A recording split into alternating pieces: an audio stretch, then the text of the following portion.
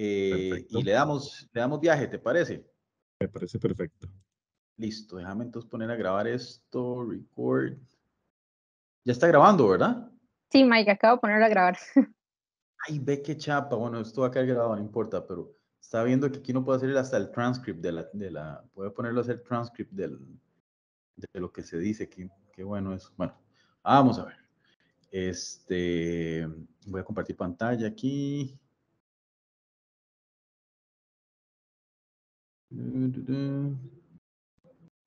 Listo.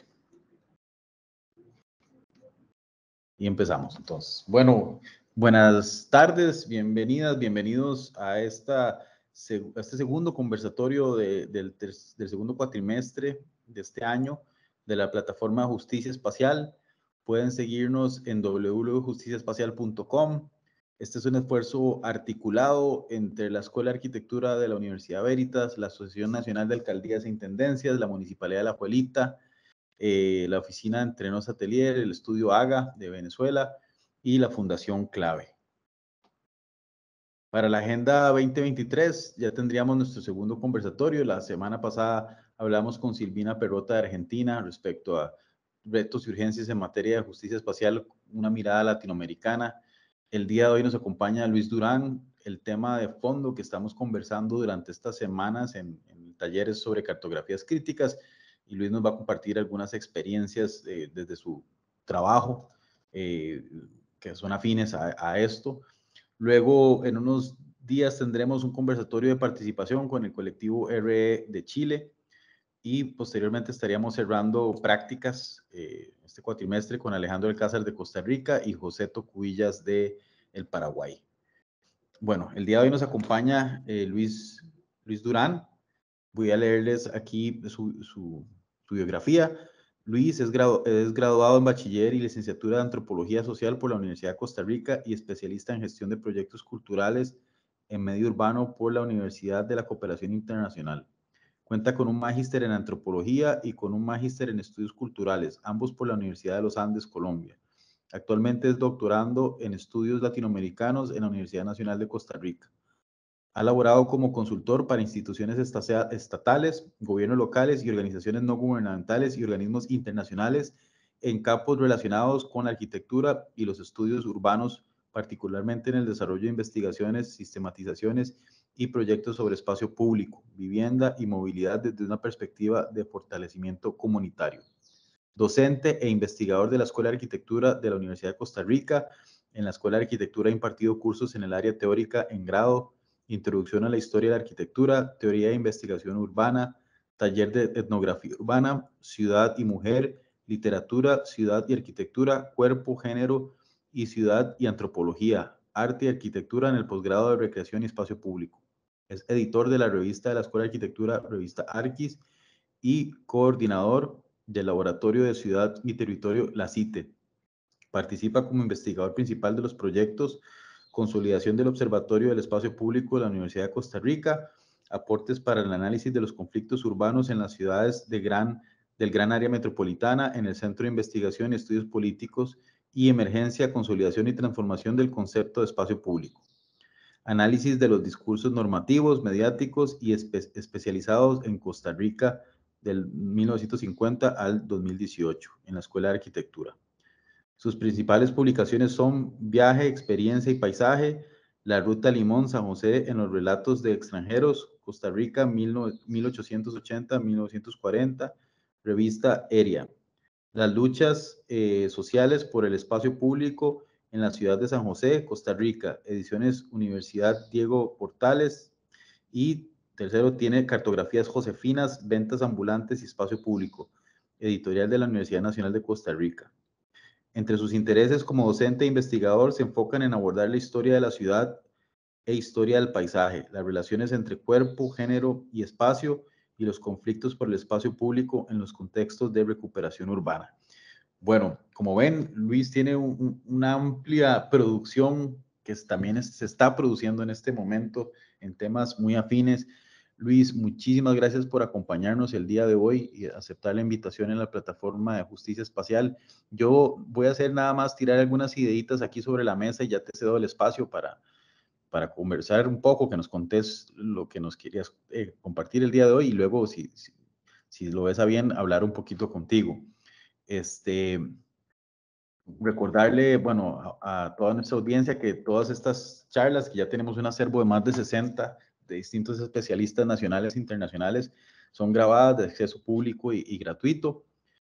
Contarles que nuestra plataforma es un equipo robusto de colaboradores, arquitectas y arquitectos principalmente de distintos países, Costa Rica, Colombia, México.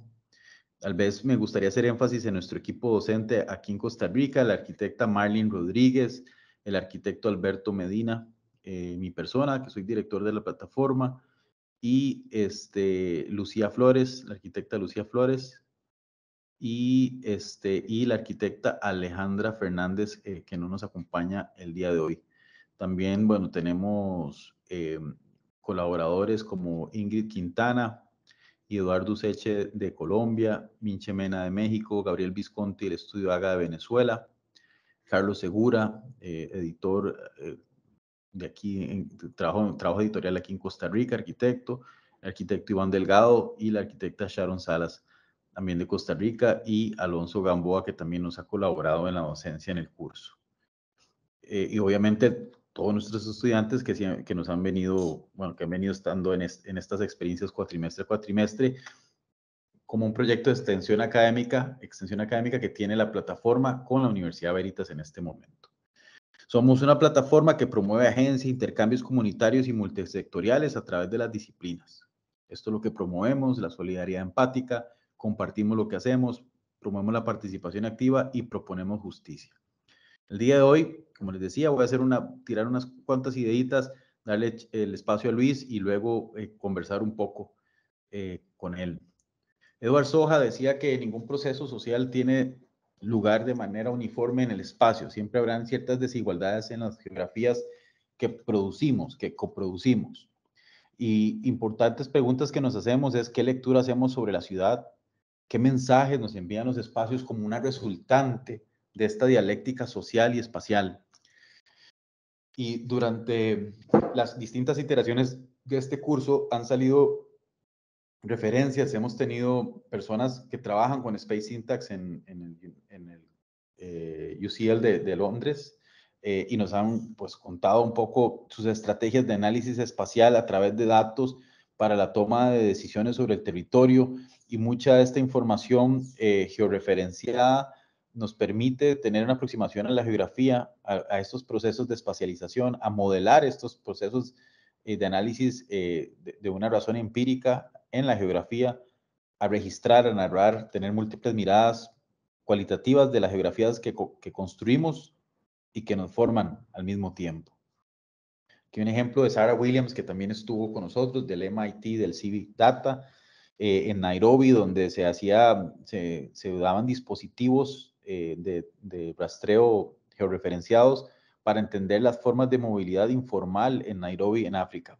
Y esto informaba políticas públicas y otras formas de rediseñar o volver más eficiente el transporte público.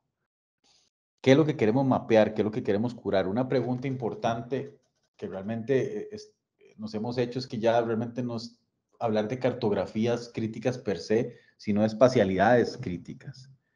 Pero una vez que esta información la presentamos a través de mapas o análisis espaciales, la gran pregunta es ¿quién cura esta información? Porque claramente como academia, pues hay cierta control de datos, cierto privilegio, cierto poder, ¿por qué no decirlo así? Y es una responsabilidad enorme poder curar esta información y presentarla a una ciudadanía, ¿verdad? Entonces, estas son preguntas éticas que nos hacemos, y de esto también sale este razonamiento empírico de la generación de información, de mapas, de fenomenologías urbanas. Por ejemplo, aquí tenemos la Universidad Adolfo Ibáñez de Chile, en el Centro de Inteligencia Territorial, que ellos tienen sus propias estrategias para establecer diagnósticos ante la ausencia o no de cierta infraestructura que fortalece la espacialidad, el espacio público, ¿verdad? En este caso, diagnósticos de seguridad comunitaria, zonas que necesitan más atención que otras. basados en datos sobre el territorio, ¿verdad? Entonces, claramente hay datos, información dura e información suave que vamos creando, pero que a nosotros nos interesa mucho esta aproximación cualitativa y para eso, bueno, nos interesa mucho el tema de poder trabajar la psicogeografía, de trabajar cartografías participativas como los iconoclasistas en Argentina, ¿verdad? Estos mapeos colectivos y recursos que permiten abordajes en común con las comunidades que se trabajan y poder tener estas miradas mucho más próximas hacia el territorio y cómo lo leemos, cómo lo entendemos, qué características tiene y también en sus formatos explora maneras alternativas de contar estas historias, ¿verdad? Que no necesariamente lo que les decía, es un mapa lo que estamos produciendo, más allá de eso. Son formas de entender el espacio de manera colectiva a través de distintas iteraciones e informaciones que nos hablan de formas de espacialización y que hoy, en este momento del curso, nos encontramos discutiendo cuál es un modelo de justicia espacial para poder aterrizar estas espacializaciones. El modelo que propone Iris Young de las 5 formas de opresión es algo que es de nuestro interés como ejemplo, ¿verdad? Que existen 5 formas y esto nos genera un pentágono de espacializaciones de la opresión y ya de por sí esto es una herramienta para entender las injusticias, en este caso a través de la explotación, la marginación, la impotencia, el imperialismo cultural, la violencia. Y ya esto en sí es un modelo que nos permite decir, ok, queremos hablar de ciertas injusticias o opresiones sobre la espacialidad, esto ya nos da una luz de por dónde, ¿verdad? Y claramente nos cuestionamos en este momento qué métodos, qué formas, cómo esta información podemos abstraerla, representarla, curarla.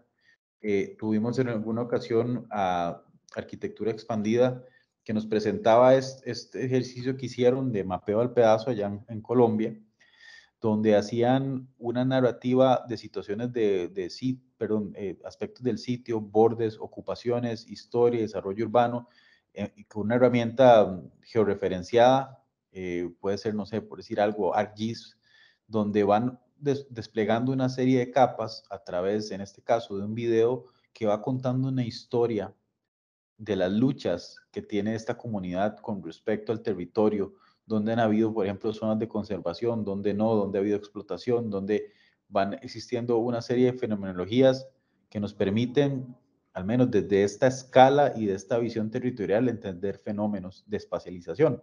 Pero claramente nuestra duda va más allá de esto y también es hacer una inmersión cualitativa, empírica, la clase pasada hablábamos con Silvina Perrota de la intuición, también intuitiva, de cómo entendemos esto. Aquí esta organización que se llama spatialjustice.org hablan también de esto, de un punto de vista más técnico, es qué retos encontramos, cómo determinamos objetivos para entender ese reto y obtener o recolectar información para hacer mapeos que describan ese reto espacial y poder analizar y entender relaciones. Son formas de abordaje, ¿verdad? Y como les comentaba, el Centro de Inteligencia de la Universidad Adolfo Ibáñez en esto ha recorrido mucho camino y han generado hasta sus propios indicadores, ¿verdad? De cómo lograr el bienestar territorial desde lo accesible, desde la infraestructura, desde lo socioeconómico, desde lo ambiental. Vale la pena pegar una chequeadita a este tipo de iniciativas para entender, pues, cómo uno puede, en base a estos ejercicios de entendimiento del espacio en tiempo reducido, que es lo que tenemos, poder tener aproximaciones lo suficientemente sensibles para poder hablar de estos patrones de espacialización. Y bueno, me quedo por ahí. Luis, muchísimas gracias de verdad nuevamente por estar aquí, acompañarnos. Voy a dejar de compartir pantalla y te cedo el espacio, pura vida y bueno, adelante. Gracias, Mike. Lo primero, ¿se me escucha bien? Sí. Listo. Ok, veo una pantalla como duplicada, pero ya no, ahora sí me veo. Bueno, agradecerles la invitación. Para mí es importantísimo estar acá, compartir con todos y todas. Lo primero que quisiera decir es una cosa muy rápida para enmarcar mi intervención respecto a las palabras que Mike acaba de decir. Una de las labores que tenemos de manera urgente que realizar con respecto a la justicia socioespacial es hacer una crítica a los conceptos que hemos venido utilizando para pensar la ciudad.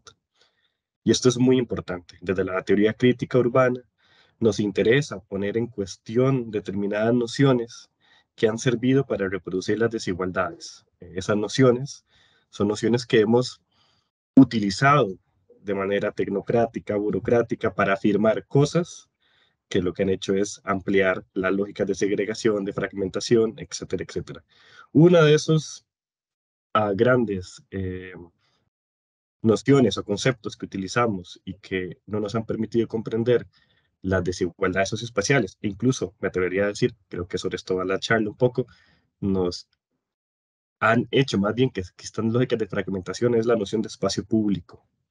Y sobre eso me gustaría hablar, y por eso quería nada más hacer este pequeño entronque para que vayan articulando estas palabras que Mike nos presentó, estas lógicas de comprensión de la ciudad, dentro de esta suerte de crítica de los conceptos, que me parece que es muy útil, una crítica que se realiza a partir de la evidencia empírica, a partir de la investigación urbana, a partir de la teoría crítica. Entonces, voy a compartirles. Vamos a ver. Esto, sí, es algo que no me lo sé hacer muy bien. Voy a poner esto en pantalla completa y comparto el contenido. Ustedes me dicen si se ve o no se ve. Listo, sí. Sí, Perfecto, listo. Ok, voy a poner esto por acá para que no me estorbe esto. Es que el Teams es nuevo para mí. Listo. La intervención, que espero no se demore más de media hora, la titulé Espacio Público y Conflicto. Y tiene que ver precisamente con un conjunto de investigaciones que he logrado desarrollar y que sigo desarrollando alrededor del espacio público en San José, que me han derivado a hacer dos cosas. Comprender las lógicas de construcción social del espacio público en términos históricos y contemporáneos, a la vez que realizo una suerte de lectura crítica del concepto de espacio público. Y sobre esto, más o menos, va a seguir el orden de la charla. Lo primero que quisiera hacer es mostrarles mi concepto de punto de partida del espacio público. Y para mí esto es importante, es como enseñar las cartas desde donde yo parto. Y para mí el espacio público es precisamente una instancia relacional, el espacio público es material, es simbólico y práctico, en donde se expresan y manifiestan con más sentido los antagonismos de la sociedad, es decir, es el lugar en donde se encuentran con mayor fuerza los choques sociales, y que por lo tanto, si atendemos a esta noción, es necesario alejarnos de las visiones más tradicionales que plantean el espacio público como un deber ser, esas visiones que son teleológicas. El espacio público tiene que ser tal, el espacio público tiene que comportarse así, el espacio público tiene que mejorarse de esta manera. Esas nociones no nos ayudan mucho porque moralizan y estetizan la forma de lectura de la ciudad y devienen en prácticas que más adelante vamos a ver, y que por el contrario, entonces deberíamos de acercarnos al espacio público de una perspectiva crítica que nos permita leer precisamente qué es lo que ocurre ahí. Este giro de dejar de pensar el espacio público como un deber ser, que es un concepto que está muy arraigado en nuestra disciplina en la arquitectura, está muy arraigado en las formas en que pensamos el espacio, nos permite salirnos de ahí y pensar el espacio público como esa suerte de espacio que se construye a partir de fuerzas asimétricas que hacen y que dan sentido a las luchas cotidianas. Así, me interesa en todo caso pensar el espacio público como un lugar de conflicto. Conflictos que se producen tanto por la creación del espacio público, por su uso, por su control y manejo, y en donde aparece lo político, no en el sentido convencional, sino como los ejercicios de poder y resistencia cotidianos. ¿Ok? Esa es como la noción inicial con la cual me gusta trabajar de espacio público, alejándome de estas otras ideas. Y la concepción esta del deber ser del espacio público la tenemos muy a la vista, siempre la tenemos ahí dando vueltas en render, en fotomontajes, la tenemos dando vueltas cotidianamente en las formas en que a veces nos abordamos el espacio público desde nuestras disciplinas. esta concepción teleológica, la del deber ser. Y traje una imagen que me parece bastante sugerente de esta concepción, que es una suerte de fotomontaje render que se utilizó para la creación del Paseo Unión Europea en la ciudad de San José, en la Avenida 4, en el 2010, en donde se discutía sobre cómo debía ser el espacio público. Pueden ver en un recuadro en gris, utilizando ese recurso de los grises blanco y negro, que es lo que estaba antes, las ventas ambulantes en el espacio público. Una calle con ventas ambulantes y en el deber ser, lo que está en color, lo que debería ser. Un espacio pacificado, limpiado de vendedores ambulantes, en donde ya esa presencia que incomodaba no está. Esta concepción de espacio público, pues lo que nos muestra es que si seguimos pensando el espacio público de esta manera, seguimos reproduciendo determinadas lógicas de exclusión e invisibilización de ciertas personas en la ciudad. Yo abogo más por una lectura que me permita entender el espacio público desde el conflicto. Y traje dos citas que no las voy a leer. Una es de Zeta Lowe, un antropólogo estadounidense que trabajó mucho tiempo en Costa Rica, que ha hecho una crítica muy importante sobre el concepto de espacio público y cómo se desarrolla en Costa Rica. Y un texto de Di Mazo, Berrueta y Vidal, en donde nos proponen que el espacio público, de alguna u otra manera, esa concepción tradicional de espacio público está fundamentada en las prácticas de exclusión social. Más adelante lo vamos a ver con algún ejemplo histórico. Y que el espacio público, en todo caso, serían estas suertes de luchas que se dan por la exclusión y la inclusión de determinadas personas. Esta imagen, que está en muy mala calidad, es la base, eso es la portada de un libro que publiqué hace un tiempo, es la base de la charla. Lo quería traer porque luego se los voy a compartir el link para que puedan acceder al libro de manera gratuita. Y es un libro que hace una cartografía de la ciudad de San José, no una cartografía en el sentido geográfico, sino en el sentido teórico del asunto. A mí me interesó en este libro específicamente entender cuáles son esas espacialidades en conflicto y cómo uno puede cartografiar a la vez que historizar un fenómeno. Y sobre esto vamos a ir discutiendo. Luego les pasaré el link para que lo tengan a mano. La presentación se divide en dos partes. Un caso 1, que es la historia de la ciudad de San José, lo que nos va a permitir entender la presencia de la venta ambulante en la ciudad de San José desde su propia fundación hasta el tiempo contemporáneo. Y una segunda parte que nos va a permitir entender cuáles son los conflictos que al día de hoy se desatan y convoca el espacio público, para ilustrar estas suertes de discusiones que inicialmente presenté. Como ustedes sabrán, y está esta bonita imagen de aquel mural que hace Diego Rivera en el Palacio Nacional en 1936, las ciudades prehispánicas estaban repletas de vendedores ambulantes. Los tianguis eran esos espacios en donde se generaban lógicas de intercambio comercial, intercambio cultural e intercambio político alrededor de la compra y venta de productos. Las ventas ambulantes antes de la llegada de los españoles al territorio americano era una práctica que tenía prestigio, tiene una legitimidad y tenía una función considerable en cuanto al desarrollo de las ciudades. Esta es muy bonita porque es el tianguis de Tlatelolco. Al fondo se ve Tenochtitlan y se ve precisamente esa lógica de intercambio comercial. Sin embargo, y esto es algo que ya nos empieza a entrar en razón, después de la conquista, descubrimiento y conquista y asentamiento de la sociedad colonial, las ventas ambulantes empiezan a ser reguladas por las autoridades. Sobre todo, empiezan a ser reguladas porque son prácticas que escapaban a las lógicas tributarias de la época y además empiezan a ser catalogadas como prácticas de segunda, tercera, cuarta categoría, porque eran prácticas que las realizaban las personas indígenas especialmente.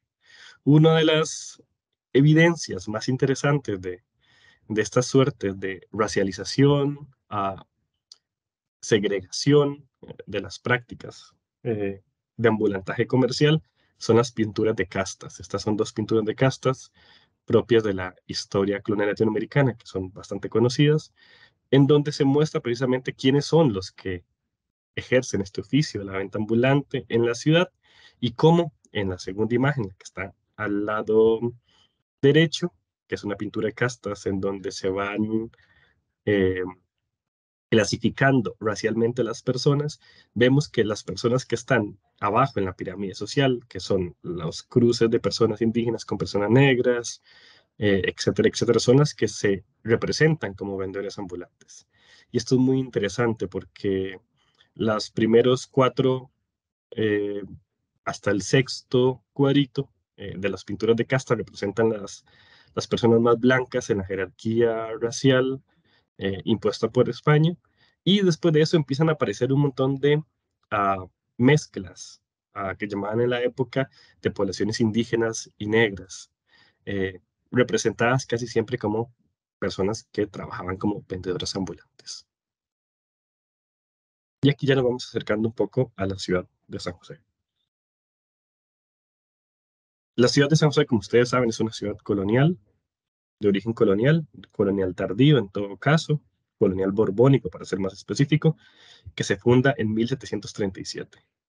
Y a partir de entonces, desde 1737 que se funda en la ciudad de San José, tenemos archivos históricos de presencia de vendedores ambulantes que trabajan, transitan y ocupan las aceras y la plaza central de la ciudad desde entonces.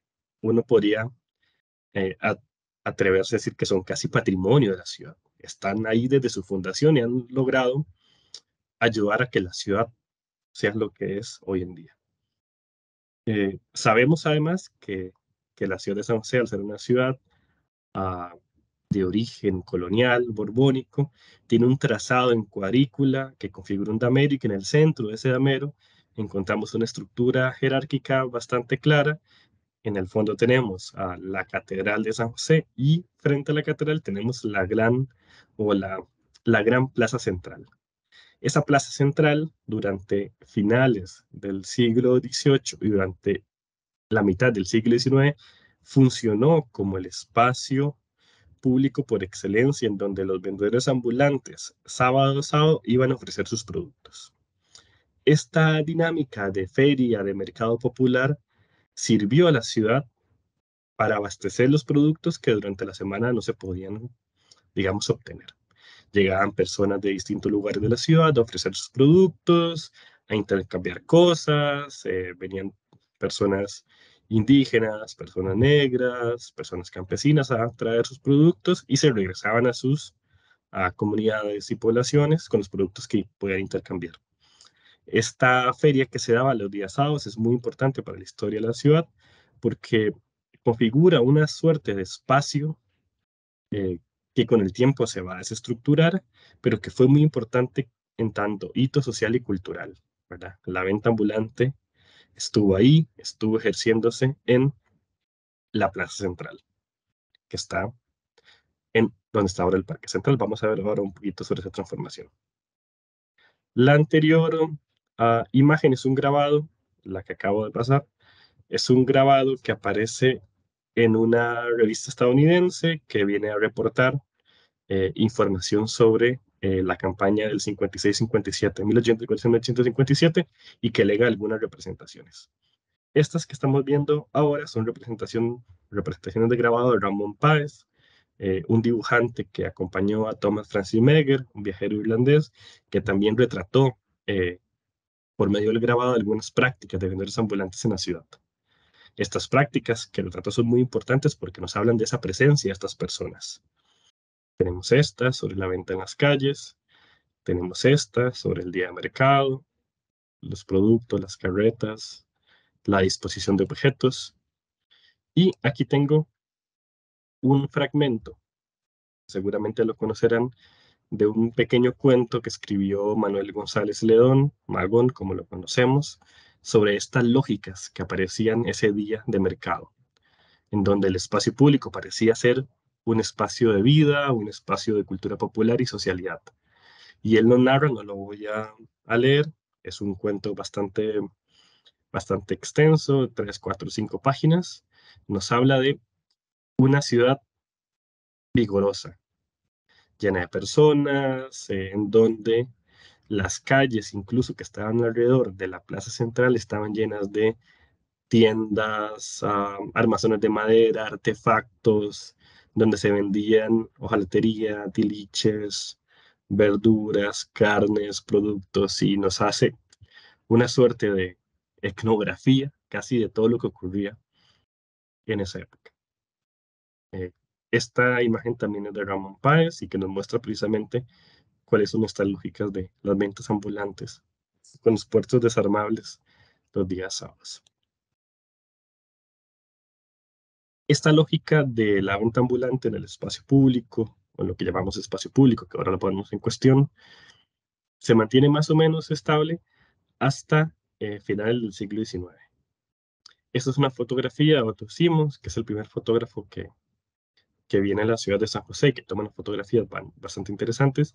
Nos retrata esta fotografía en el año de 1876 de las lógicas estas de las que le hablaba de intercambio comercial en el espacio público. Aquí lo que podemos ver son dos cosas. Aquel espacio yermo, lleno de personas que intercambiaban cosas, empieza a cambiar. Vemos ahora una verja en el margen inferior de la imagen, unos faroles articulados a la verja, y empezamos a ver al fondo a la izquierda una fuente que se nos va a hacer muy conocida a la gente de la Universidad de Costa Rica, ahora más adelante la conversamos, y unos árboles. Aquel espacio empieza a cambiar. ¿Y por qué empieza a cambiar este espacio? Porque con la entrada de los gobiernos liberales, a partir de la década de 1870, la ciudad de San José tiene una transformación radical. Las personas que empiezan a gobernar Costa Rica quieren que San José sea o deje de ser una ciudad con aires coloniales, republicanos, y se vuelva una ciudad moderna, que se vuelva una París en miniatura, que San José encarne los valores de progreso y orden liberal. ¿Y qué implica esto? Erradicar todas las prácticas comerciales que hasta entonces nos ligaban a un pasado colonial o prehispánico, a la vez que transformábamos la fachada de la ciudad, la convertíamos en una París, la convertimos en una ciudad europea. El anhelo de los liberales era que Costa Rica, a partir de determinadas transformaciones, se asemejara más a un país europeo que a un país centroamericano. Y una de esas transformaciones que los liberales propusieron, que fue la primera transformación urbana, a mi entender, que detona los cambios históricos de esta época, es transformar esa plaza de mercado, esa plaza en donde se articulaba un capital cultural muy denso a partir de las ventas ambulantes, transformarlo en un parque elegante, afrancesado, bajo las normas del paisaje europeo. Esta es importante porque es aquí donde aparece la invención del espacio público como una primera práctica de segregación. Es decir, este parque que aparece a partir de 1870, lo que invita a pensar es que ese espacio público aparece precisamente a partir de la expulsión de esas personas que no deberían estar ahí. Las actas municipales de San José de 1873 nos hablan precisamente de la necesidad de progreso, de disponer de un mercado para que esa gente que comerciaba en la calle dejara de estar ahí, a la vez que se prohibían las ventas ambulantes en las plazas y calles de la ciudad. Aquello que se hacía hasta el momento se prohíbe, y estas personas que hacían eso tenían que pagar el canon del mercado, que no siempre fue posible pagarlo, y quedaban condenadas a la ilegalidad a partir de entonces. Aquella plaza llena de gente, con ropas sencillas, de aspectos variopintos en cuanto a la clase social, se vuelve un espacio burgués. La plaza, que era el espacio de socialidad pública, se vuelve en el espacio de ocio y recreación de la aristocracia josefina. Si ven el inferior de la fotografía, ya vemos otras personas, vemos con otros otras ropas, vemos esa verja que ya se consolida, vemos este paisaje bastante bucólico de la época, un kiosco que ya nos habla de que en este espacio ya no se puede comerciar, que las personas que estuvieron ahí dentro por muchos años ya no van a estar ahí porque no se les permite estar ahí y porque hay una reja que según la normativa de la época impedía el paso a determinadas personas, especialmente personas pobres, personas racializadas, etcétera, etcétera, etcétera. Esa es una suerte de clausura de aquel espacio vivo de entonces. Aquí les trajo un detalle que me gusta mucho de la verja y la catedral de fondo a mano derecha. Y las dos fotografías anteriores eran de Manuel Gómez Miralles, fotógrafo costarricense, que nos legó una serie de fotografías muy interesantes de este periodo histórico. Esta fotografía también es de Manuel Gómez Miralles y se encuentra en el Archivo Nacional. Es la fotografía de el mercado que les hablo. ¿Y qué ocurre entonces? ¿Y qué lógicas se empiezan a estructurar a partir de entonces? Es que el espacio público se convierte en un espacio de disfrute y ocio de la aristocracia josefina, la aristocracia calzada, bien vestida, blanqueada, en contraposición a aquellas otras personas que podrían entrar parcialmente a hacer cosas muy mínimas y que del todo estaban expulsadas para ejercer el oficio de vendedores y vendedoras ambulantes. Esta fotografía es muy interesante porque está casi que partida diagonalmente en este niño, que era un niño que se dedicaba a limpiar botas y a la mano derecha, esta fotografía, la aristocracia josefina, y al fondo, la fuente que ahora está en el Pretil, la Universidad de Costa Rica, que fue una fuente que se colocó en 1868 para inaugurar la primera cañería de hierro que tuvo la ciudad de San José. Este era más o menos el paisaje que se componía de los conflictos de espacio público. ¿Y qué ocurre entonces? Que aquellas personas que tuvieron que salir expulsadas del espacio público josefino, del espacio público romántico burgués, que a veces y en muchas ocasiones a día de hoy se romantiza y se añora esa época, lo cual es una paradoja muy interesante, le toca a estas personas jugársela por la ciudad, vagar, trabajar, habitar otros espacios. Les toca apropiar desde la ilegalidad, no es porque sean ilegales, sino porque se ilegalizaron, y apropiar espacios públicos que va a generar históricamente determinados conflictos.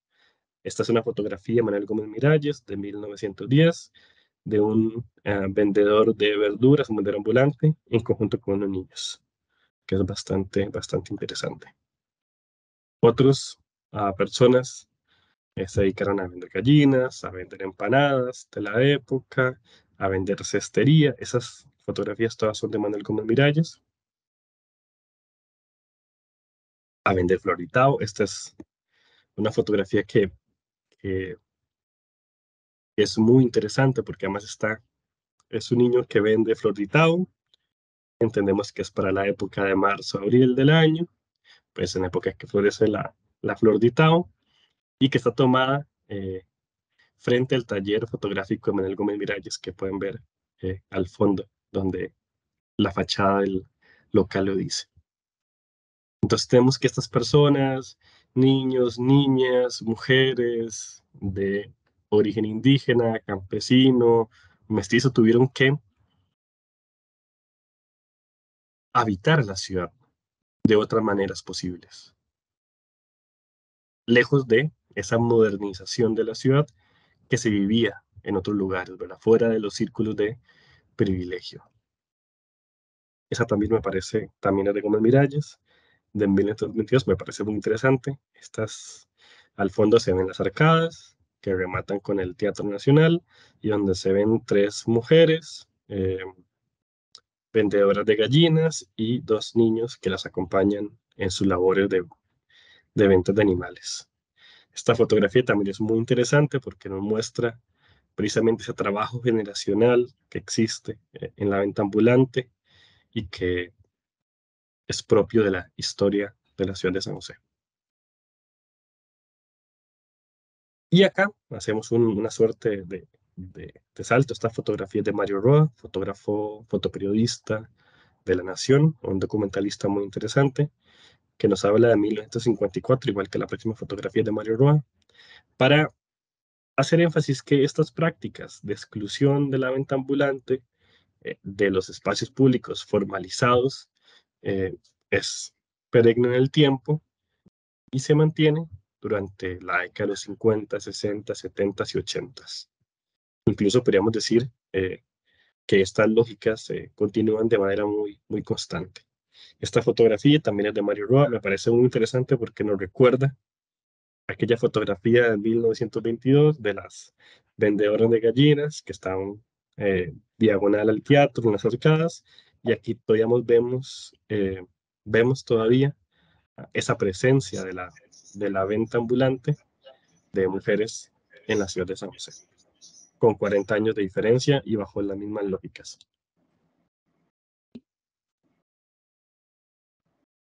La década de los 60s y 70s también nos muestra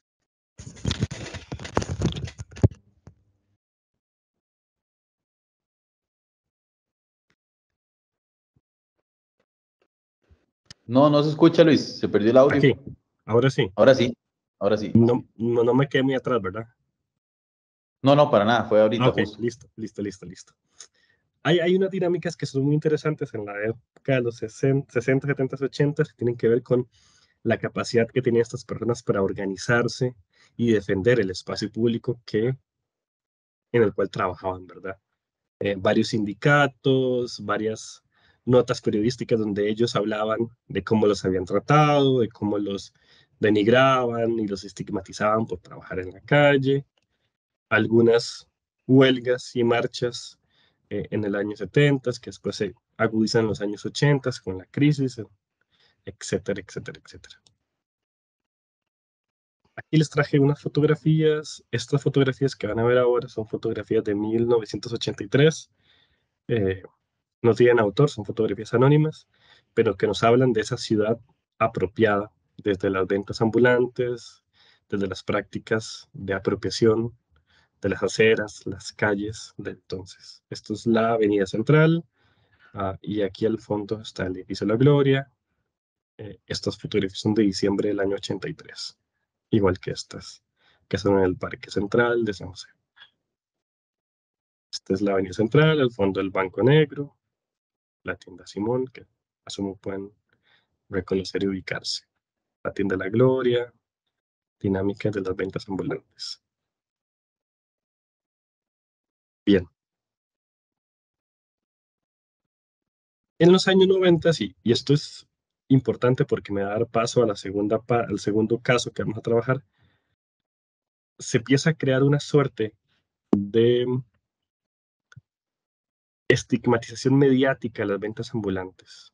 Uno empieza a encontrar en los diarios escritos y en los diarios televisivos una suerte de mensajes constantes que avisan que los vendedores ambulantes y las vendedoras ambulantes se habían tomado la capital, habían convertido la ciudad en un turno, habían hecho de la ciudad un chinamo, sucio, cochino, peligroso, de muy mal gusto, etcétera. Esos mensajes empiezan a circular de manera muy potente. Encontramos acepciones que denigran la práctica de la venta ambulante, desde cuestiones de salud, de estética, sociales, incluso ya empiezan a articular discursos de personas migrantes, ilegales, etcétera. Aquí es importante empezar a notar que es en este momento cuando se empieza a hablar de que hay que erradicar las ventas ambulantes, porque habían convertido la ciudad en un chinamo, en un turno, un lugar lleno de basura, de inmundicia, un lugar vulgar, ¿verdad? Que nos recuerda mucho aquella historia del siglo XIX. Sin embargo, y esto es una cosa que es obvia para las personas que habitamos la ciudad de América Latina, estos discursos mediáticos, si bien tienen efecto en políticas de persecución, de ilegalización, políticas violentas, la presencia de estas personas la seguimos constatando día a día en las calles, con sus prácticas cotidianas de apropiación del espacio público, con sus lógicas de creación de red de trabajo, de defensa, de apropiación de determinados espacios de la ciudad, y sobre todo en épocas de crisis. Crisis migratorias para absorber ese mercado laboral de personas que no podían insertarse en la lógica formal, en las crisis económicas, cuando las personas no pueden vincularse a determinados puestos laborales, etcétera, etcétera, etcétera. O en crisis como la que ocurre en los finales del 90, principios del 2000, cuando ya el Estado benefactor ya no es capaz de absorber la mayoría de personas, con pensiones de personas de adultos mayores que tienen que también trabajar en la calle. Esta es una fotografía que muestra precisamente esas lógicas.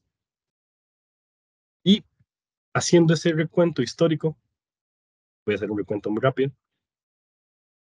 lo que podemos identificar de manera muy rápida es que efectivamente ha existido un conflicto por el espacio público a partir de la presencia de vendedores ambulantes y que esta presencia es histórica en la ciudad de San José, que la podemos rastrear en los archivos, fotografías, documentos, relatos, noticias, desde la propia fundación de la ciudad, y que es en la transformación del espacio público, de la plaza al parque como un espacio burgués, en donde empezamos con las prácticas de ilegalización de estas personas. Y ahora les voy a hablar un poco sobre mi experiencia etnográfica de trabajo en el espacio público, en donde he intentado con el tiempo capturar el desarrollo de este conflicto en el día a día, de lo que ocurre pues en la ciudad, y este va a ser el caso 2, ya no histórico, sino contemporáneo. Una de las cosas por las cuales empecé a trabajar la temática tenía que ver con por qué se empezaban en el año 2008 a crear una serie de revueltas y prácticas de represión a los vendedores ambulantes en la ciudad de San José. ¿Cómo podía yo, como antropólogo que se interesaba en la ciudad, empezar a entender por qué esto empezaba a ocurrir en la ciudad? Y esto tenía un sentido político. Tenía un sentido político a partir de una serie de transformaciones que empiezan a ocurrir en la ciudad de San José a partir del año 2000, que se encuentran en el año 2003 y que la vamos a vivir a partir de entonces hasta hoy en día. ¿Qué empieza a ocurrir en el año 2000? Empiezan a circular unos discursos, otra vez mediáticos, de recuperación y de regeneración de la ciudad. Estos discursos de recuperación y regeneración de la ciudad hacían énfasis en que la ciudad estaba secuestrada, estaba tomada por una serie de figuras monstruosas que ellos trazaban bajo el nombre de patologías sociales, agentes patógenos, decían, y que entre estos agentes patógenos se encontraban las personas que se dedicaban a la venta ambulante, pero también las personas que se dedicaban al trabajo sexual, también las personas transgénero, etcétera, etcétera, etcétera, los habitantes de calle, etcétera. Y a partir de entonces, y esto queda muy claro en las políticas de regeneración y recuperación de la ciudad, hay que atacar directamente a estas personas. Y explícitamente se dice así en la normativa que se aprueba en el año 2003 bajo el programa de regeneración y repoblamiento de la ciudad de San José. Hay que expulsar a los agentes patógenos, a las patologías sociales que se encuentran en la ciudad, porque estos les quitan competitividad a la ciudad. Y empiezan a crear una serie de proyectos en ese contexto de mejora de la ciudad. La verticalización inmobiliaria la podemos notar cuando recorremos algunas partes de la ciudad, la creación de prácticas de vigilancia y también la creación de determinadas infraestructuras públicas. Por ejemplo, el Boulevard de la Avenida 4, que es un proyecto que era un proyecto insigne de la recuperación y regeneración de la ciudad y que estaba articulado bajo un proyecto macro que se llamaba San José Posible. Esta recuperación de la ciudad implicaba hacer un bulevar, en donde ya lo conocemos, la Avenida 4, pero también implicaba crear una suerte de discursos que colocaban a la venta ambulante como un enemigo prioritario a eliminar, básicamente. Hay dos fragmentos de textos que quise traer de la época que nos hablan de ese conflicto que generaban los vendedores y vendedoras ambulantes en la creación de espacio público. No están dentro del espacio público, hay que sacarlos del espacio público. Uno de estos es del año 2007, emitido por el Instituto de Arquitectura Tropical en su página web.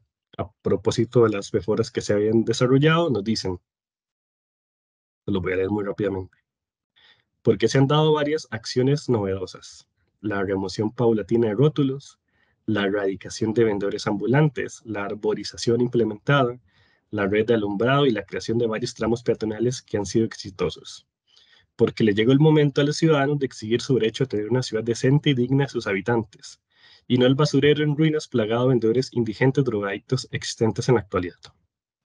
Esta frase, que es bastante contundente y dura de leer, tiene dos momentos. Un momento es en donde la recuperación de la ciudad pasa por, uno, quitar rótulos, poner arbolitos, poner lámparas, hacer bulevares y erradicar gente. Y dos, esa gente que erradicamos no hace parte de la ciudadanía del bien, de la ciudad decente y digna, y no ese basurero que se encontraba en ese momento. Un segundo discurso, emitido 3 años después, por una de las personas que hacían parte del Instituto de Arquitectura Tropical, encargada de diseñar parte de estas intervenciones urbanas, nos decían algo en esta misma línea. Se lo voy a leer de nuevo. Se lo voy a leer, perdón. Los paseos peatonales, el ensanchamiento y la mejora de aceras, el cablado subterráneo y otras mejoras pensadas para la gente que trabaja y habita en la capital pasarán a ser el territorio definitivo de los vendedores ambulantes e ilegales. De Lampa para que se den de cuchilladas y balazos en campo abierto, y mejorado para drogadictos y vagabundos que harán sus necesidades y tendrán un amplio dormitorio. Y las señoritas nocturnas que se pesarán orondas sus humanidades cada vez más descubiertas para que los descuarticen y desparramen sus trozos en un bulevar. Tal vez por lo menos ellos pensarán que están en París. Esa segunda frase, que tal vez es un poquito más agresiva que la anterior, funciona igual. Se han hecho cosas, pero esas cosas que se han hecho, ya lamenta la persona que escribe estas palabras, no funcionan porque están ahí vendedores ambulantes. Porque están ahí, no deberían de estar ahí, y porque si están ahí, pues además están expuestas a determinadas prácticas de violencia contra ellos y ellas. Estos discursos de segregación, estigmatización y criminalización de las ventas ambulantes están acompañadas, como bien lo saben seguro ustedes, y como pasa en el resto de América Latina, con políticas muy fuertes de mano dura y de cero tolerancia, que son las que se encaminan a partir de la creación de la Policía Municipal y a partir del crecimiento de esta institución o este órgano de la institución municipal para la erradicación y control de las ventas ambulantes. Es para entonces, en el año 2000, que empiezan una suerte de iniciativas de securitización del espacio público que implican decomisos, controles, deportaciones, a un sinfín de prácticas policiales en contra de estas personas. Las más comunes son los decomisos de objetos que venden, la sustracción de los mismos, la persecución, objetos que del todo decomisan, guardan, usurpan de estas personas, y algunos prácticas simbólicas que nos hablan de que el espacio público está siendo disputado por los grupos de poder. Este es uno de esas prácticas simbólicas, tal vez la más llamativa, porque es muy heterodoxa para la lógica estatal, que es la lógica de la racionalidad, y consiste básicamente en que año a año, durante el año 2010 al año 2012, el alcalde de San José, que tenemos actualmente todavía, hacía una suerte de ejercicio de purificación del espacio, un ritual simbólico, como él mismo lo llamaba, que consistía en ap- ap- apilar la mayoría de discos ilegales que lograban decomisar durante un año, disponerlos en un bulevar en la ciudad de San José y hacer que los quemaba. Esta suerte de ritual, que nos parecería a priori bastante inusual, incluso hasta gracioso, performativo, diría uno, lo que intentaba hacer, en palabras del alcalde, es que le llegara el mensaje a los vendedores ambulantes de que no podían estar ahí. Es una guerra simbólica.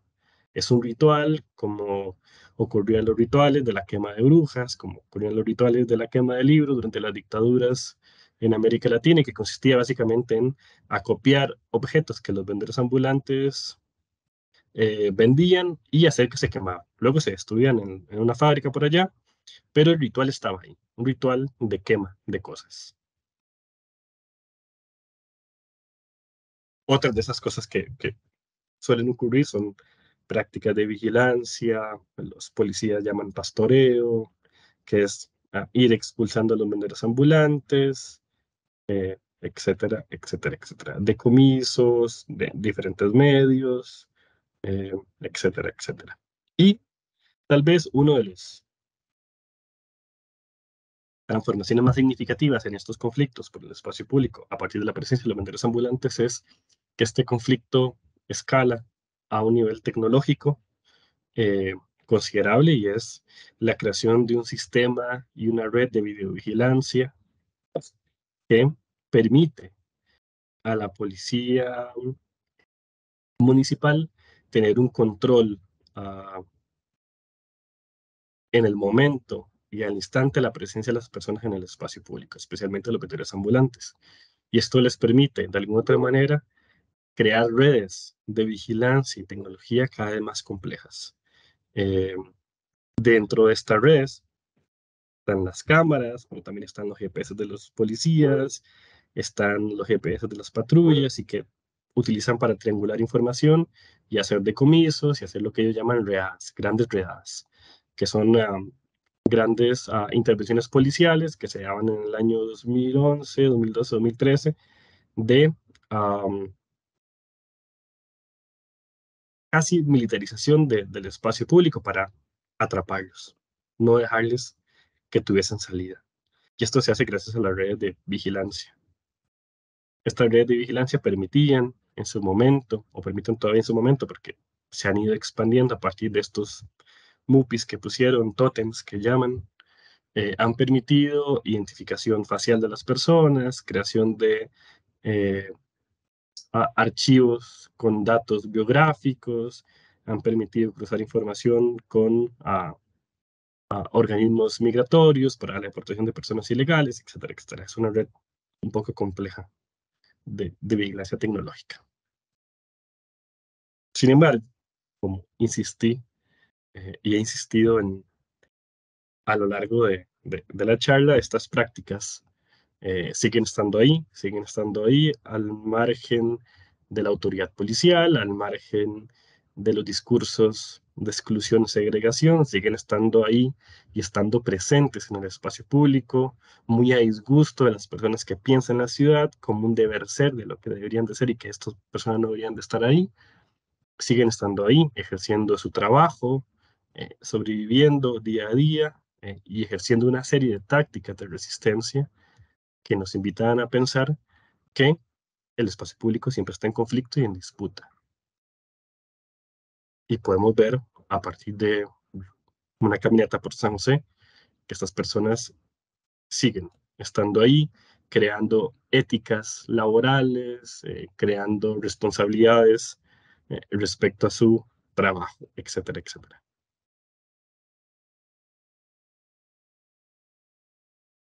Alguna fotografía de trabajo de campo, bastante viejillas. Algunas prácticas de apropiación de estos espacios públicos que se crearon no para ellos, pero que pueden utilizar apropiando el mobiliario, dándole un sentido diferente a las cosas, creando relaciones de capital social y cultural con las personas que pasan, los peatones y peatonas, que también son la contraparte de los vendedores y los vendedores ambulantes, es decir, las personas que les compran y negocian con ellas y ellos. Fotografías de productos, dispositivos que utilizan, dispositivos que sirven para, como dispositivos de articulación para escapar más fácilmente a la policía, para huir, para proteger los productos, que son parte de las lógicas y las tácticas que se utilizan, ¿verdad? Algunos momentos de la historia reciente de la ciudad que también son muy significativos, y hablando de la lucha esta simbólica de aquel ritual de la quema y tal y tal, fue una suerte de práctica que ocurrió en el año 2011 que la registré fotográficamente y que consistió en una suerte de acto simbólico de los vendedores y vendedores ambulantes que se repartieron el bulevar de la Avenida Central con masking y con spray, y se repartieron simbólicamente porque no podían trabajar ahí porque la policía los echaba día a día, pero se los repartieron simbólicamente. Hicieron pedacitos del espacio público con sus nombres, con chistes, con reivindicaciones, colocaron cintas y se repartieron un territorio, lo construyeron a partir de la resistencia, fuera de la normativa y el ojo electrónico del poder. Aquí hay otra fotografía de las dinámicas de ventas nocturnas, diurnas, entre semana, fin de semana, con redes de solidaridad, de apoyo, etcétera, etcétera, etcétera. Y quisiera cerrar eh, esta pequeña intervención recordando una de estas pasajes de un libro que se llama El espacio público como ideología, del antropólogo catalán Manuel Delgado, que es un libro bastante sugerente, también lo recomiendo leer, y que nos dice algo así como de manera muy, muy sintética. Se pregunta: ¿y qué ocurre en el llamado espacio público? Y nos dice: en los lugares de encuentro, cada concurrente ocupa una posición en un organigrama social que distribuye e institucionaliza desigualdades de clase, de edad, de género, de etnia y de raza. A determinadas personas, en teoría beneficiarias del Estatuto de Plena Ciudadanía, se les despoja y se les regatea en público de la igualdad, como consecuencia de todo tipo de estigmas y negativizaciones promovidas por el Estado y el mercado inmobiliario. Otros, los no nacionales y los no ciudadanos, millones de inmigrantes, son directamente abocados a la ilegalidad y obligados a ocultarse. Aquí la idea fuerza del trabajo de Manuel Delgado es precisamente que el espacio público, como gran promesa de la modernidad, de la inclusión, del espacio de todos y todas, del espacio que es abierto, es una gran mentira de la modernidad, porque sabemos con experiencia cotidiana, día a día, que el espacio público no funciona así, que el espacio público funciona precisamente como un espacio en donde y desde el cual las personas que no son ah, eh, usuarios legítimos de este espacio son sistemáticamente excluidos. Y es una lectura que me parece muy sugerente para entender que el espacio público, precisamente, es necesario crearle como inicié con la presentación, una crítica al concepto, dejar los conceptos del buenismo que hasta ahora han dominado la agenda de discusión de espacio público y enfocarnos en entender que el espacio público hasta el día de hoy ha servido como un espacio para promover las desigualdades de clase, de género, de etnia y de raza.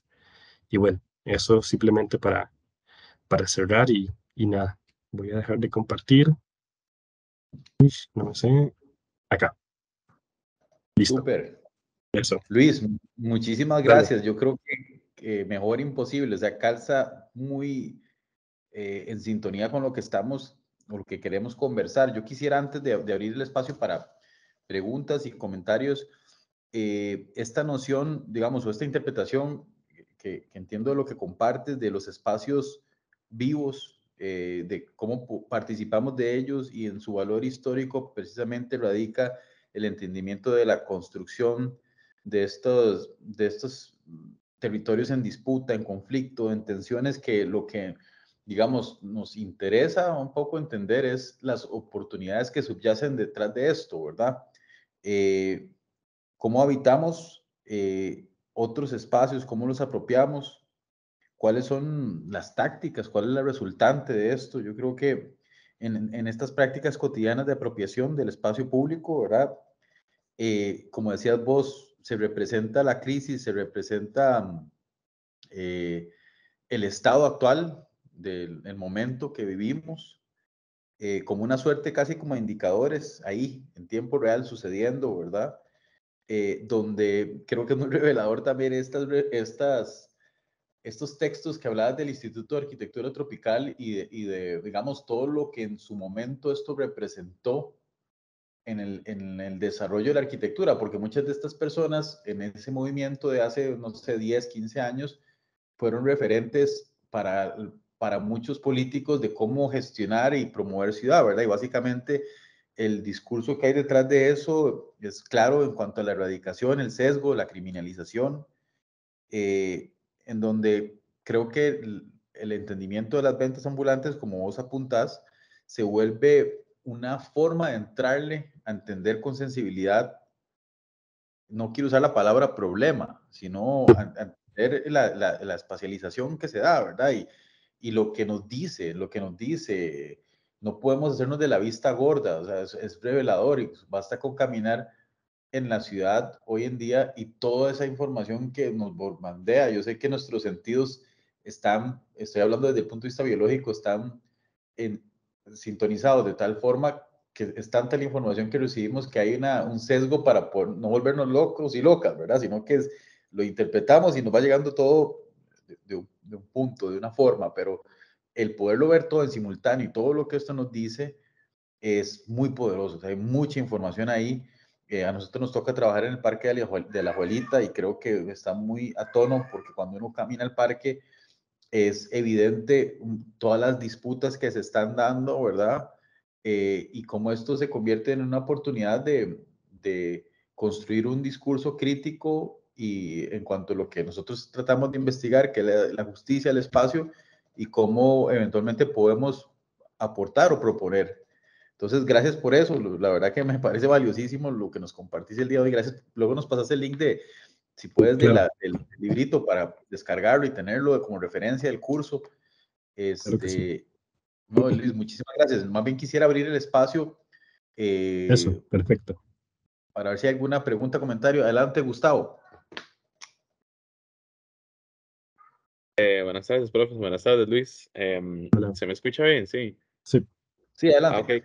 Yo quisiera como preguntar, como para salir como de la ignorancia, es que al menos en el centro de Heredia se da mucho, que hay como unos tipos de tiendas como en cada esquina, que no son como parte de la cuadra, pero están como sobre la acera. Entonces, y bueno, y supongo que, es que yo no soy como de San José, pero supongo que también por San José hay. Yo quería preguntar como si esos tipos de tiendas, digamos, o de chinamos, que se ven como, por decirlo así, como más oficiales, salieron como esto mismo, digamos, de como estas peleas de las municipalidades con los vendedores, digamos, dijeron como, ok, vamos ya como que no podemos como pelearles, vamos a darles su espacio, digamos, pero tienen que pagar tanto, o no sé, digamos, porque me parece como interesante, la verdad, que uno siempre las ve como por la parada de tren en Heredia hay como varias, entonces yo quería como preguntarle como de dónde salen como esas tienditas. sí, gracias Gustavo por la consulta.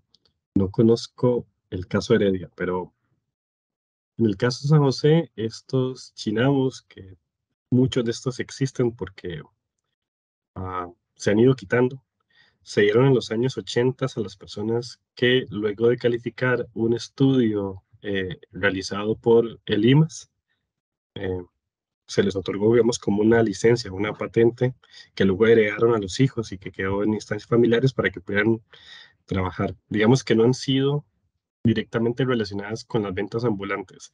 Lo que sí estuvo relacionado con las ventas ambulantes, y ya esto es como un dato histórico de mis investigaciones, fueron la apertura del mercado de la Coca-Cola y el mercado del antiguo registro en San José Centro. Estas dos iniciativas que se elaboraron en los años 90 intentaban contener en la visión institucional la presencia de vendedores ambulantes, otorgándoles un espacio fijo establecido para que trabajaran. Lo que sabemos en experiencia latinoamericana es que los mercados funcionan de otra manera, tienen otras lógicas, otras espacialidades y otros públicos, y que las ventas ambulantes trabajan de otra manera. Y que, por lo que sabemos, sobre todo de la experiencia de investigación que he realizado también en México, no son soluciones, por una palabra que utiliza el Estado, soluciones para remediar, otra palabra, remediar el problema de las ventas ambulantes, que como dijo Mike, no hay que llamarlo problema, pero digamos que sí son parte de esa historia. Los mercados, más que estos puestitos en la ciudad de San José, la verdad no sé en Heredia cómo se comportan, pero son como, en algún momento, eh,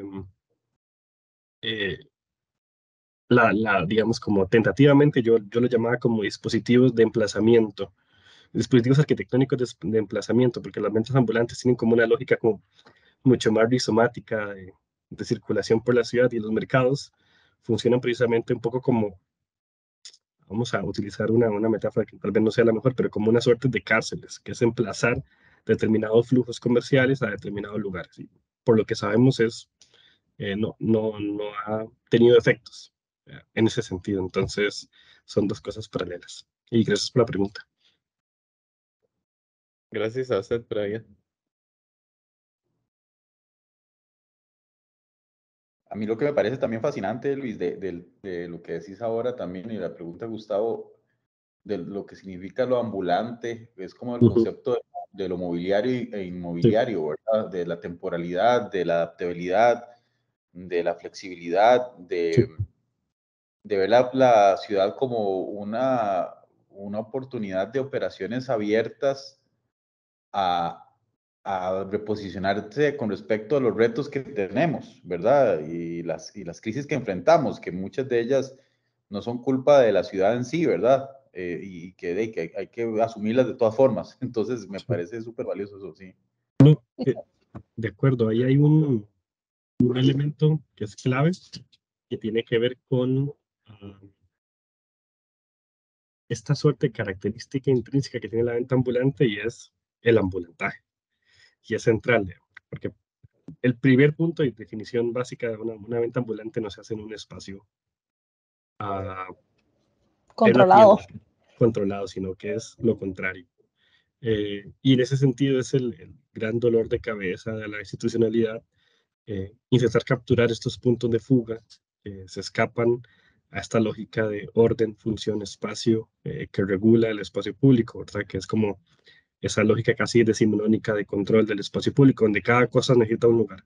Y eso es como el que se les quiebra la cabeza en resolver eso. Por eso, en parte, las tácticas de vigilancia de la policía municipal replicaban, y eso lo investigué un buen tiempo con los policías, replicaban los movimientos de los vendedores ambulantes, creando trayectorias y hacían diagramas de cómo se movían, por dónde se escapaban, y intentaban replicar un poco esas lógicas furtivas de apropiación del espacio público. Ujú. Ok, tenemos una pregunta por parte de Orlando. Adelante, Orlando. ¿Qué tal? ¿Qué tal? Bueno, sí, me surgen varios ahí y también me impacta mucho la imagen del niño, digamos, ya más adelante el niño está floritado. Que interesante que de una flor contextualiza desde hace cuánto y en qué época específica mes sucedía esto a lo largo de la historia aquí en Costa Rica. Y se ve que a lo largo, digamos, ha habido mucho conflicto, no sé si esto tendrá mucho que ver porque me parece a mí o lo veo o se ve que tal vez ese tipo de comercio ambulante es como de un sector de clase social específico, digamos, me imagino que es de la clase media hacia abajo, que es donde hay mayor cantidad de personas y mayor necesidad de consumo y esto, y esto nace porque a lo largo de la historia, creo yo, o lo que uno ve, el comercio lo que ha hecho, lo que sucede en la ciudad, bueno, ahora es el dinero, pero antes era trueque por medio de productos, le doy cambio esto, pieles, entonces ahí, ese tipo de convivencia y convergencia que ocurría es lo que hace ciudad. Me imagino que todo este tipo de conflictos de que a lo largo del tiempo han ido reduciendo y toda esta transformación de tipo de venta ambulante que se ha deteriorado, por decirlo así, creo que tal vez no pasa por la mente de la gente de arriba, de la clase alta, y creo que es donde ellos no les importa o tal vez no le prestan mucha atención y andan eliminando, por ejemplo, esto que estaba viendo la creación de la municipalidad, bueno, este consejo municipal o la policía municipal, de andar eliminando este tipo de venta. Y de hecho uno lo vive porque uno pasa por la avenida central y, perdón, la avenida central y los ambulantes apenas ven la policía, hacen señas, se tiran, gritan y empiezan a recoger todo. Y hasta es triste porque hasta qué momento violan los derechos ellos de vender, digamos, ellos podrían vender ahí como yo, como cualquier otra persona. Mientras no instruyan el paso, yo creo que estaría bien, pero creo que sí es, o sea, el comercio, entonces, este tipo de comercio es específico de una sola clase social, me imagino. Algo así. No sé Sí, por ahí el tema. sí, y a la vez diría que tiene una condición muy particular. Efectivamente, no hay como un grupo homogéneo de vendedores ambulantes que uno puede decir, ah, son así, así, así, así. Es una suerte de estrategia de sobrevivencia de personas que efectivamente pertenecen a clases um, sociales empobrecidas en Costa Rica, que cada vez se han aumentado más y que recurren a esto. Sin embargo, uno podría decir que nadie que se dedica a la venta ambulante quiso ser vendedor ambulante, como ocurre en otros oficios, como Me oficios refería más bien populares. al consumidor que Ujú, es el que eso. provoca que haya tanto este tipo de personas. Ujú, Porque me imagino, bueno, ahora son los moles y los centros comerciales que a ver, la gente clase alta va y ignora este tipo de comercio porque tal vez no ujú, es la tienda atractiva o de no, marca o etcétera, pero mucha gente sí de sí, otra clase, pero más que todo lo veo como el cliente, como sí. el usuario, Y no la persona. Ajá. la segunda parte que le dice precisamente es eso, digamos. Habría también que pensar, y sobre eso he escrito un par de artículos que los puedo pasar, es un poco el análisis y el perfil de las personas que le compran a los vendedores ambulantes. Digamos que la diada conceptual más básica es pensar que hay unos compradores y unos vendedores, que los vendedores ambulantes y que los compradores son aún más ambulantes, se mueven más que los propios vendedores, porque son los compradores los que transitan la ciudad, son los que se mueven y que topan gente que les vende. Y efectivamente, los vendedores ambulantes subsanan necesidades que ciertos públicos no pueden subsanar en mercados formales, en mercados de entretenimiento, ocio cultural, que se han elitizado, etcétera, etcétera. Entonces, tienen una función social. Ah, en el caso mexicano, que también lo he indagado y que es muy, muy particular, subsanan funciones que tienen que ver con la alimentación. Las grandes jornadas de desplazamiento cotidiano que implica moverse, por ejemplo, en la Ciudad de México, que son 2 horas y que implica para una persona que trabaja en construcción llegar a las 7 de la mañana y salir de su casa a las 5, empezar a alistarse a las 4:30, eh, obligatoriamente tiene que ah, reducir sus tiempos de desayuno y desayunar mientras se mueve.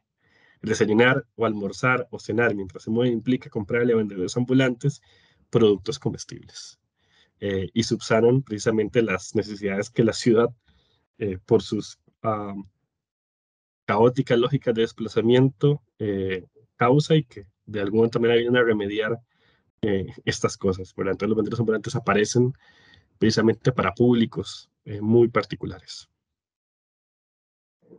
Había una pregunta de Lauren y de Tenemos a María. Joxan. Si quieres, ahí los Sí. voy llamando, porque tengo como Dale, numerito dale. aquí. Va Joxan. Adelante, Joxan. Ok, bueno, buenas tardes. Mi pregunta era más que todo como, ¿qué porcentaje económicamente representa como de pérdidas para la ciudad o sea, como estas ventas ambulantes que todavía se hay en San José, en este caso, por ejemplo, de manera económica, ¿qué representa o qué porcentaje representan de pérdidas en sí como a la municipalidad al saber que que esas ventas no representan, o sea, no registran impuestos, no representan nada de eso y tampoco tienen como los servicios adecuados? Entonces, no sé si hay un porcentaje en sí o si hay algo que represente como ese monto de pérdidas que hace por la municipalidad. No sé si hay algo así. No recuerdo, pero la municipalidad deberá tener algo para justificar cosas en cuanto a pérdidas. Sé que ah, hay un departamento de economía de la municipalidad que deberá tener algún dato respecto a esa, digamos, a esa información que les ha interesado mucho visibilizar. Lo que uno sí podría decir es, en contraposición a la pregunta, es qué pierde la ciudad sin vendedores ambulantes en cuanto a vida económica, en cuanto a lógicas culturales, en cuanto a incluso a historia, ¿verdad? Entonces, por ejemplo, uno podría también estar tentado a hacerle a la Municipalidad de San José, que ese estudio es cuánto aportan a las economías de subsistencia, economías populares que se llaman dentro de la economía hoy en día, las ventas ambulantes, sobre todo en lograr articular determinada red de sobrevivencia para familias que son del propio cantón, ¿verdad? En su mayoría. Eso es otra cosa que es un dato interesante. Eh, si mal no recuerdo, es el 80% de personas que se dedican a la venta ambulante en la ciudad de San José vivían en el cantón de San José. Eran residentes del propio cantón. Entonces habría también que pensar en esa dualidad de la pregunta. Habría que buscar, pero creo que deberían tener alguna información en el departamento. Se llama Departamento de Economía, Sociedad y Cultura. Algo podrían elaborar por allá. Ok, Así, está perfecto. bien. Y otra consulta para aprovechar. Ujú. En este caso, ¿se gasta más, igual, en recurso económico, se gasta más en evitar ese tipo de problemas o no? Sí, hace 8 años habíamos hecho una indagación presupuestaria de cuánto del presupuesto de la policía municipal se gastaba en la vigilancia de vendedores ambulantes en el centro, o el llamado casco central de la ciudad, y de la jornada laboral de los policías municipales, el 60% de las jornadas se dedicaban a eso, básicamente. Ok, ok, está Que es bien. un dato que si uno lo cuantifica es espantosamente caro poner a invertir el dinero en estas cosas. Pero era el 60% de la jornada, sí. Ok, está bien, listo, gracias. Gracias. Ahora tenemos a María Gabriela. Hola, buenas noches. Hola, Uy, ahí me escucho bien, perdón, había como un... sí, Sí, Ahora sí. una reverberación, sí. pues bueno, ahora que estábamos hablando como de todo esto, de que los vendedores ambulantes viene como más de la parte cultural histórica, ¿verdad? Como de nuestro país.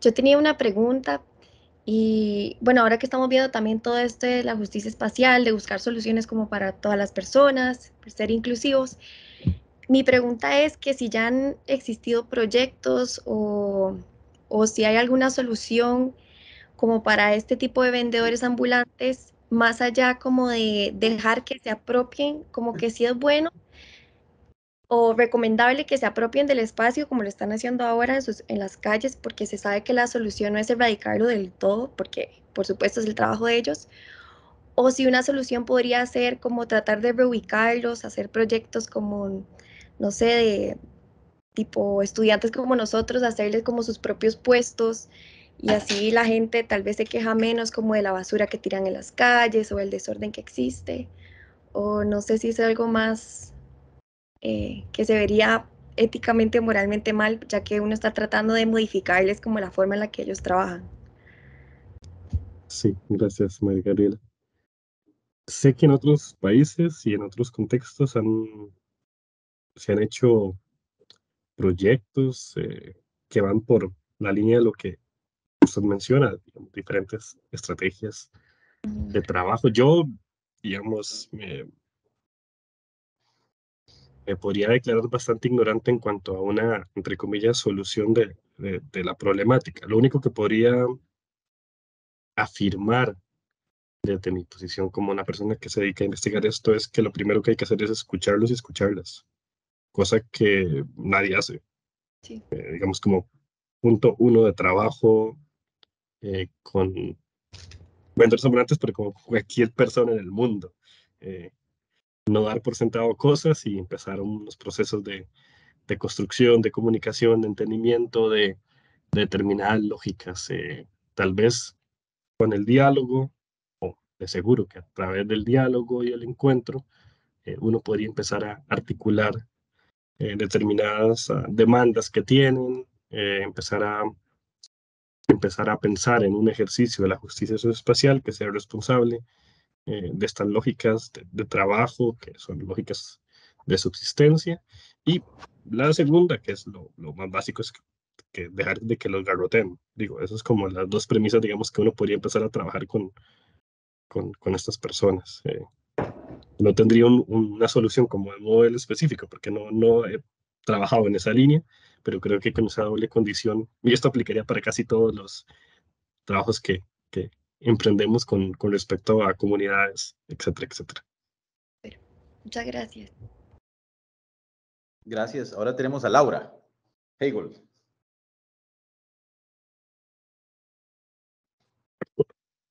Hola, nosotros teníamos una pregunta, ¿verdad? Se había hablado como también de que las rejas o como que funcionan, ¿verdad? Como barreras, ¿verdad? Que tampoco permiten el comercio. Entonces estábamos pensando como es una manera de, o sea, no de derribarlas, tal vez modificarlas, viviendo también en un país como bastante inseguro, ¿verdad? Más que todo en con una perspectiva de género, ¿verdad? Porque, bueno, también hemos estado investigando, bueno, en clase también, sobre el manual como planificación, ¿verdad? Con énfasis en género y todo esto. Entonces, también queríamos ver si usted tiene alguna recomendación o alguna experiencia manejando temas como de género también. Ok. Sí, bueno, si están trabajando con estos manuales, yo creo que eso es una bibliografía bastante útil, me parece a mí. Creo que lo que han hecho Seidamuchi y Ponsix, que es como el colectivo catalán, es bastante relevante. Hay otras lecturas, Ana Falú, digamos, a Suramérica, que han hecho trabajos en línea de género. Creo, eh, y esto es bastante importante para pensar la lógica de la seguridad y la inseguridad, es entender los contextos generales de la construcción social del género y el cuerpo. Y siempre, y esto lo intento yo como recalcar, tal vez por mi idea de trabajo interseccional, es eh, no olvidar que el género, en tanto construcción social, está también atravesado por la clase y la raza, como en esa suerte de intersección que nos permite entender las cosas. No es lo mismo ser una mujer migrante, nicaragüense, ilegal, que trabaja como vendedora ambulante, a ser una mujer blanca de clase media que habita la ciudad y que transita del centro de la ciudad para ir a comprar algo. Y la otra que se expone a otras violencias a vender algo. Son violencias diferentes y diferenciadas a partir de esas condiciones. No hay que olvidar eso porque a veces estamos tentados mucho a uniformar las cuestiones de género como la mujer en la ciudad. Y eso es como un poco, no nos permite comprender precisamente esas intersecciones que hacen que las violencias y las inseguridades se vivan de maneras diferenciadas a partir de la clase y la raza, como categorías que nos ayudan a comprender. Entonces creo que en ese sentido uno podría empezar a indagar sobre género, interseccionalidad en la ciudad y van a encontrar una serie de materiales que creo que son importantísimos. Y traigo la idea esta para seguir pegándole con el tema que están discutiendo, eso, no es lo mismo a ser mujer, vendedora ambulante, nicaragüense, migrante ilegal, expuesta a un espacio público, a las violencias policiales, expuesta a otro tipo de violencias, que ser una mujer blanca de clase media, que está expuesta a otras violencias, etcétera, etcétera, etcétera, ¿verdad? Entonces también como considerar esos elementos. Gracias, Lauren.